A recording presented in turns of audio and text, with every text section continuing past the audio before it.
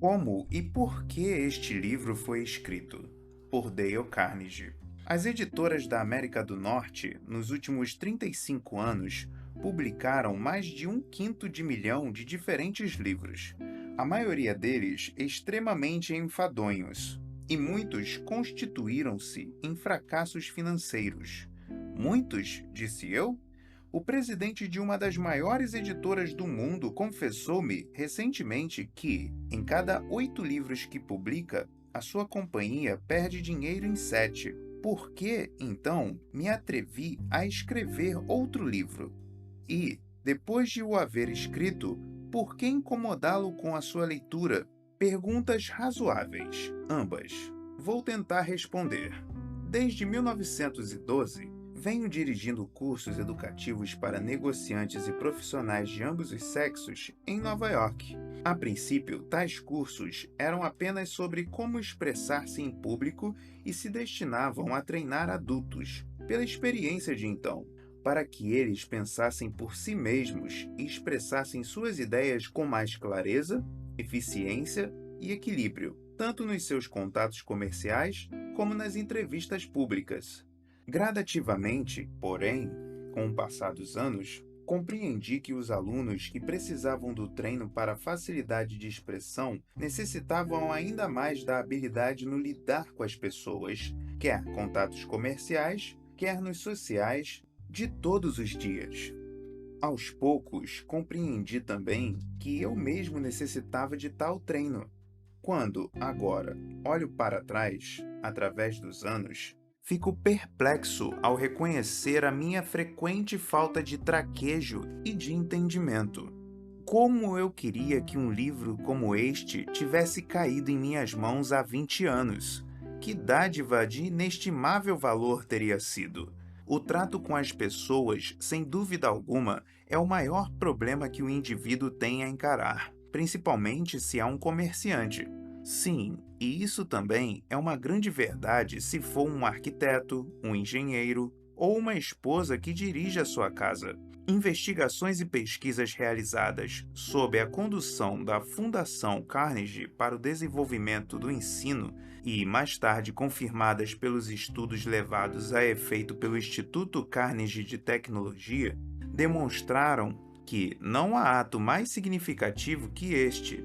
Mesmo em carreiras técnicas como a engenharia, essas investigações demonstraram que apenas 15% dos sucessos financeiros de um indivíduo são devido aos conhecimentos profissionais e cerca de 85% à competência na engenharia humana, a personalidade e a habilidade para dirigir as pessoas. Por muitos anos, ministrei ininterruptamente cursos no Clube de Engenharia da Filadélfia e na seção de Nova York do Instituto Americano de Engenheiros Eletricistas. Seguramente, mais de 1.500 engenheiros passaram pelas minhas classes. Chegaram até elas porque, finalmente, depois de anos de observação e experiência, compreenderam que os homens mais bem pagos no vasto campo da engenharia não são sempre os que mais conhecem os segredos técnicos da profissão. Vencimentos baixos recebem os indivíduos que apenas contratam as suas habilidades técnicas na engenharia, na arquitetura, nos cálculos ou em qualquer outra profissão. Mas o indivíduo que possui conhecimentos técnicos, mais a facilidade em expor as suas ideias, em assumir a liderança e despertar entusiasmo entre os homens, por certo, tem a seu favor maiores possibilidades de ganho. No auge de sua atividade, John D. Rockefeller declarou que a habilidade para lidar com as pessoas é um produto pelo qual se paga como pelo açúcar ou café, e eu pagarei mais por essa habilidade, disse Rockefeller, do que por outra qualquer debaixo do sol. Não seria justo, pois, que todas as universidades do mundo tivessem cursos destinados a desenvolver, até o máximo, a habilidade mais bem paga debaixo do sol? Mas se existisse um curso prático e bem orientado dessa espécie, para adultos, em alguma universidade da Terra, ele escapou à minha atenção ao escrever o presente livro. A Universidade de Chicago e as escolas da ACM realizaram uma investigação para saber o que os adultos realmente querem estudar. Este inquérito custou $25.000 e durou 2 anos. A última parte foi feita em Meriden, no estado de Connecticut. Meriden foi escolhida como a cidade americana típica. Todos os seus adultos foram entrevistados e convidados a responder a 156 perguntas, tais como: qual o seu negócio ou profissão? Sua educação? Como emprega suas horas de descanso? Qual a sua renda? Suas diversões? Suas ambições? Seus problemas? Quais os assuntos que mais lhe interessa estudar? E assim por diante. Este inquérito revelou que a saúde é o interesse principal do adulto e que o segundo interesse são as pessoas, como entendê-las e lidar com elas, como fazer que as mesmas o estimem e como levá-las a pensar do mesmo modo que a gente. Por isso, a comissão que estava dirigindo a pesquisa resolveu instituir tal curso para os adultos, em Meriden. Os seus membros procuraram cuidadosamente um livro didático sobre o assunto e não encontraram. Por fim, aproximaram-se de uma das maiores autoridades mundiais em educação de adultos e perguntaram-lhe se conhecia algum livro capaz de atender às necessidades do grupo. Não, respondeu ela. Sei o que esses adultos querem, mas o livro de que precisam jamais foi escrito. Sabia, por experiência própria, que a declaração era verdadeira, pois eu mesmo andei, anos a fio, procurando descobrir um manual prático e exequível sobre as relações humanas. Uma vez que tal livro não existia, resolvi tentar escrevê-lo para uso nos meus próprios cursos. E aqui está ele. Espero que lhe agrade. Na concretização deste livro, li tudo o que me foi possível encontrar sobre o assunto, tudo em colunas de jornais, artigos de revistas, anais da Corte de Divórcios, os trabalhos dos amigos filósofos e dos novos psicólogos. Além disso, contratei um pesquisador experiente para passar 1 ano e meio nas várias bibliotecas, lendo tudo o que me escapara, mergulhando inteiramente nos eruditos tomos de psicologia. Olhos fitos nas páginas de centenas de artigos de revistas, procurando através de inúmeras biografias descobrir como os grandes homens de todas as épocas lidavam com as pessoas. Lemos as biografias desses grandes homens, lemos as histórias da vida de todos os grandes líderes, desde Júlio César até Thomas Edison. Lembro-me de que, só de Theodore Roosevelt, estudamos mais de 100 de biografias. Estávamos decididos a não poupar tempo e não economizar despesas para descobrir todas as ideias colocadas em prática em todas as épocas para conseguir amigos e influenciar pessoas. Pessoalmente, tive a ocasião de entrevistar personalidades marcantes, algumas delas de fama mundial, como Marconi e Thomas Edison, políticos como Franklin Delano Roosevelt e James Farley, homens de negócio como Owen D. Young, artistas de cinema como Clark Gable e Mary Pickford, exploradores como Martin Johnson, tentando descobrir a técnica que eles empregaram nas relações humanas. De todo esse material, preparei uma curta palestra e intitulei-a Como Fazer Amigos e Influenciar Pessoas. Eu digo curta. Na verdade, foi curta no começo, mas agora está transformada numa aula cuja leitura consome 1h30. Durante anos seguidos, li esta conferência para os adultos que se sucederam nos cursos do Instituto Carnegie, em Nova York. Fazia a conferência e pedia aos estudantes que se retirassem e procurassem experimentar, nos seus contatos comerciais e sociais, os princípios citados. E, então, voltassem às classes para falar sobre as experiências e resultados obtidos. Que coisa interessante! Homens e mulheres desejosos de desenvolvimento fascinaram-se pela ideia de trabalhar numa nova espécie de laboratório, o primeiro e único laboratório das relações humanas que já existira. Este livro não foi escrito no sentido usual da palavra. Ele cresceu como cresce uma criança. Cresceu e desenvolveu-se com esse laboratório e experiência de milhares de adultos. Iniciamos há anos com uma série de regras impressas num cartão que não era maior que um postal comum. No ano seguinte, imprimimos um cartão maior, depois uns folhetos, mais tarde um livreto, todos aumentando em conteúdo e tamanho. E agora, decorridos 15 anos de experiência e pesquisa, surgiu este livro. Os princípios que apresentamos não são meras teorias ou conjecturas. Trabalham como um mágico. Podem não acreditar, mas tenho visto a aplicação destas normas revolucionar literalmente a vida de muita gente.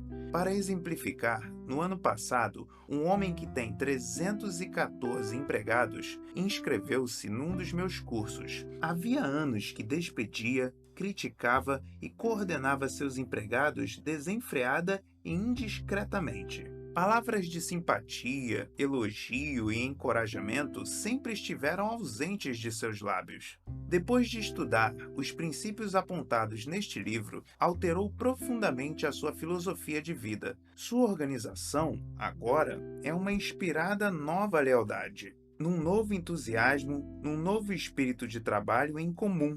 314 inimigos foram transformados em 314 amigos. São suas palavras que se seguem, pronunciadas com orgulho diante da classe. Quando eu andava pelo meu estabelecimento, ninguém me cumprimentava.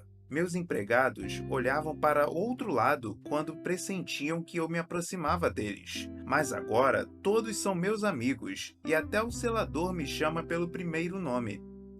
Esse empregador tem agora mais lucro, mais descanso e, o que é infinitamente mais importante, sente-se mais feliz no negócio e no lar. Um número incontável de vendedores tem aumentado grandemente as suas vendas com o uso destes princípios. Muitos conseguiram abrir novas contas que anteriormente haviam pleiteado em vão.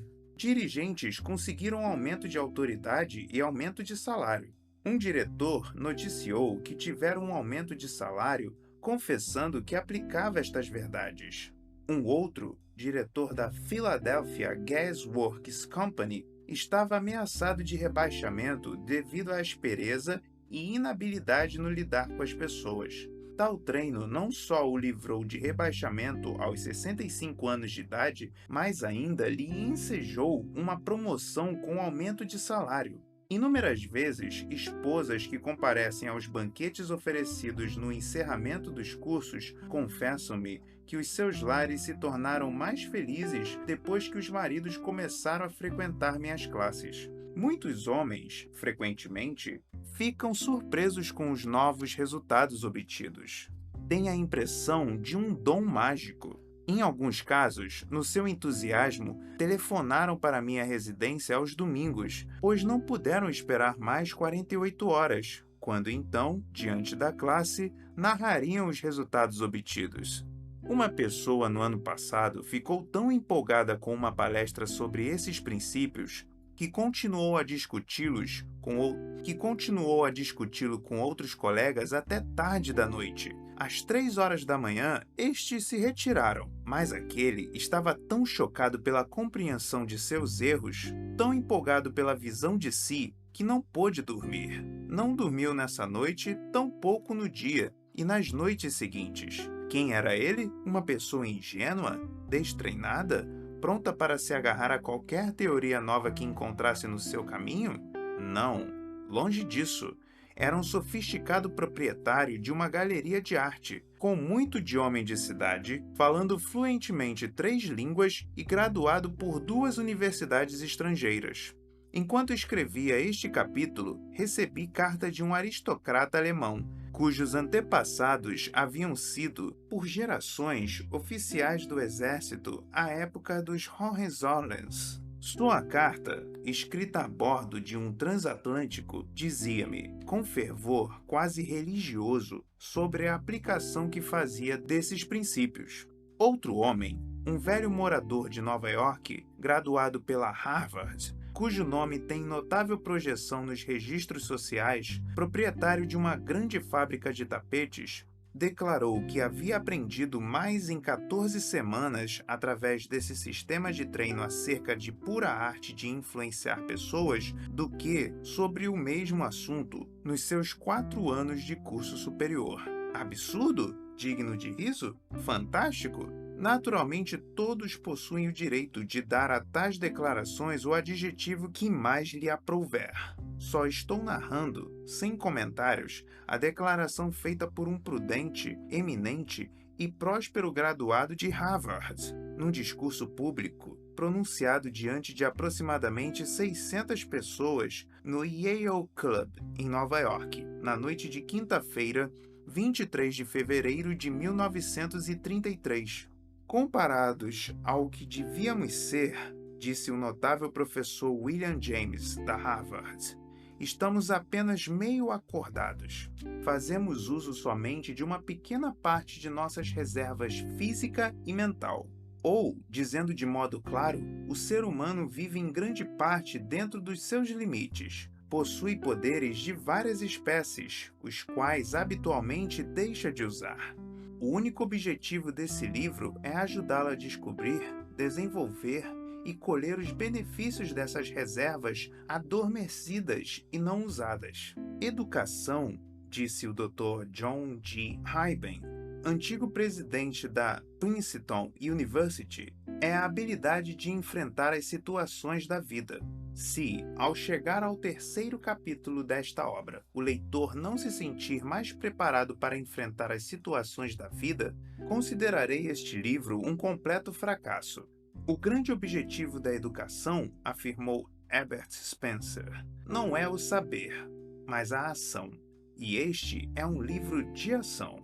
Dale Carnegie, 1936. 9 sugestões para obter o máximo de proveito deste livro.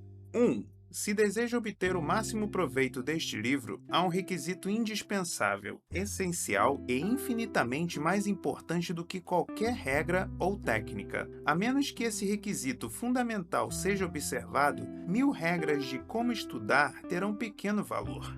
E se você contar com este dom essencial, poderá conseguir maravilhas sem ler quaisquer outras sugestões para obter o máximo proveito de um livro. Que mágico requisito é esse? Apenas o seguinte: um profundo e dinâmico desejo de aprender, uma vigorosa determinação para aumentar sua habilidade em lidar com as pessoas.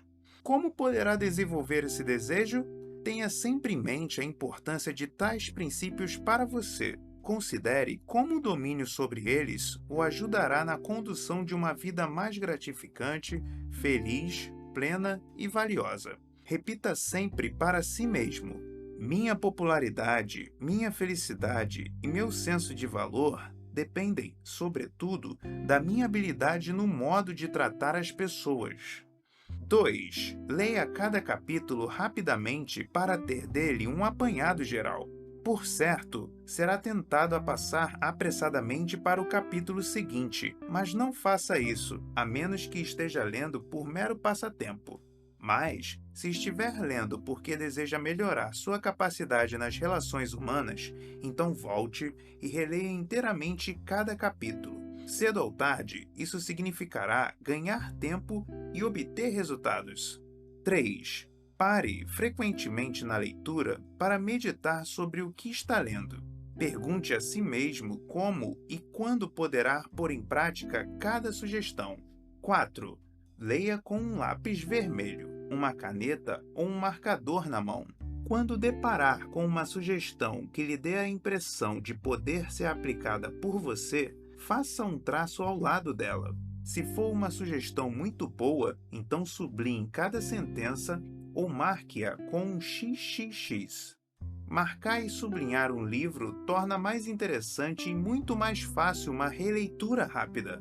5. Conheci uma senhora que ocupou durante 15 anos o posto de diretora do escritório de uma grande companhia de seguros. Ela lia mensalmente todos os contratos de seguros feitos pela companhia.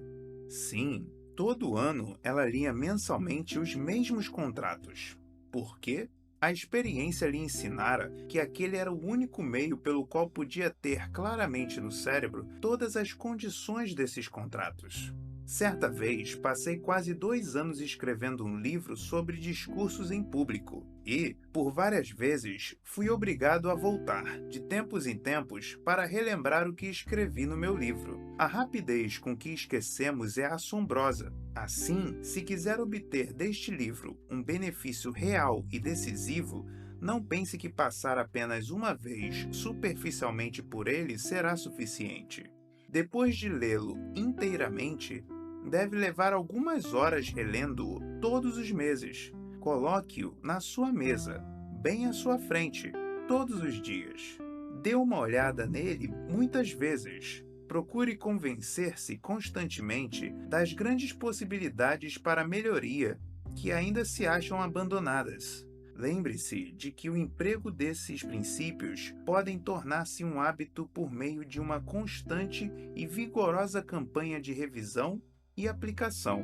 Não há outro caminho a seguir. 6. Bernard Shaw frisou certa vez: se ensinardes alguma coisa a um homem, ele nunca aprenderá. Shaw estava certo. O aprender é um processo ativo. Aprendemos fazendo. Por isso, se deseja aplicar os princípios que está estudando neste livro, faça alguma coisa sobre eles. Aplique estas regras em todas as oportunidades que tiver. Se não fizer isto, as esquecerá rapidamente. Apenas o conhecimento que é empregado permanecerá em sua mente. Você provavelmente encontrará dificuldades para aplicar essas sugestões todas as vezes. Sei disso porque escrevi o livro. E muitas vezes encontro dificuldades para usar as coisas que aconselhei. Por exemplo, quando estiver aborrecido, é muito mais fácil criticar e condenar do que procurar entender o ponto de vista alheio. Frequentemente, é mais fácil descobrir os erros do que motivos para elogio. É mais natural falar sobre o que lhe interessa do que sobre o que a outra pessoa deseja. E assim por diante. Por isso, quando ler este livro, lembre-se que não está apenas experimentando adquirir informações, está tentando formar novos hábitos, e sim, está tentando uma nova maneira de viver. E tal coisa requer tempo e persistência, além de aplicação diária. Assim, reporte-se sempre a estas páginas. Encare-as como um manual prático sobre todas as relações humanas e, todas as vezes que estiver diante de um problema específico, como conseguir alguma coisa de uma criança, fazer a esposa aderir ao seu modo de pensar ou satisfazer um freguês irritado, hesite em fazer a coisa natural, a coisa impulsiva. Esta atitude é, às vezes, errada. Em vez disso, volte a estas páginas e reveja os parágrafos que você sublinhou. Experimente, então, novos caminhos e deixe-os completar a mágica por você. 7. Ofereça à sua esposa, ao seu filho ou a algum dos seus sócios uma moeda de 10 centavos ou uma nota de $1 cada vez que ela ou eles o apanharem violando um determinado princípio. Façam um jogo divertido da aplicação destas regras. 8. O presidente de um importante banco de Wall Street descreveu, certa vez, num discurso, diante de uma das minhas classes, um sistema altamente eficiente por ele usado para autodesenvolvimento.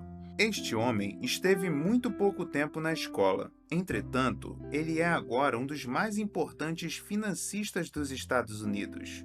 Confessou que devia muito do seu sucesso à constante aplicação do seu sistema particular. Eis o que ele faz. Procurarei repetir as suas próprias palavras tanto quanto a memória me ajudar. Há anos mantenho uma agenda onde anoto todos os compromissos que tenho durante o dia. Minha família nunca faz quaisquer planos para mim nas noites de sábado, pois sabe que eu dedico parte de tais noites ao processo de exame de consciência, revisão e avaliação. Depois do jantar, despeço-me, abro minha agenda e relembro todas as entrevistas, discussões e reuniões que ocorreram durante a semana. Pergunto a mim mesmo, quantos erros cometi durante este tempo? O que fiz estava correto? Em que podia eu ter melhorado meu desempenho? Que lições posso tirar desta experiência?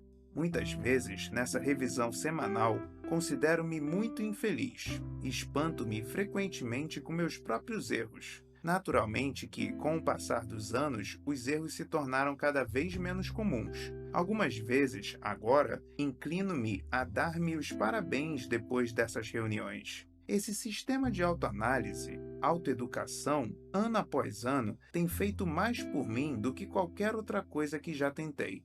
Tem me auxiliado a melhorar minha capacidade de tomar decisões e tem me auxiliado enormemente em todos os contatos com as pessoas. Não posso recomendá-lo senão com muito entusiasmo. Por que não usar um sistema similar para tomar nota de sua aplicação dos princípios discutidos neste livro? Se você fizer isso, resultarão em duas coisas. Primeiro, você seguirá um processo educacional tão empolgante quanto inestimável. Segundo, perceberá que sua habilidade para estar e tratar com as pessoas crescerá consideravelmente. 9. Você encontrará no final deste livro um diário no qual deve anotar todos os seus triunfos na aplicação de tais princípios. Seja minucioso, anote nomes, datas e resultados. Manter um registro dessa natureza o incentivará a maiores esforços. E como serão fascinantes essas anotações quando, certas noites, anos depois, tiver uma oportunidade de examiná-las. Para conseguir o máximo proveito deste livro: 1. Desenvolver um profundo e dinâmico desejo de aprender os princípios das relações humanas. 2. Ler cada capítulo 2 vezes antes de passar para o seguinte. 3. Quando estiver lendo, parar frequentemente para perguntar a si mesmo como pode aplicar cada sugestão. 4. Sublinhar toda ideia importante. 5. Reler este livro todos os meses. 6. Aplicar os princípios em todas as oportunidades. Usar este livro como um manual para ajudar a resolver seus problemas diários. 7. Fazer um jogo divertido da sua aprendizagem oferecendo a algum amigo uma moeda de 10 centavos ou uma nota de $1 cada vez que ele o apanhar violando um desses princípios.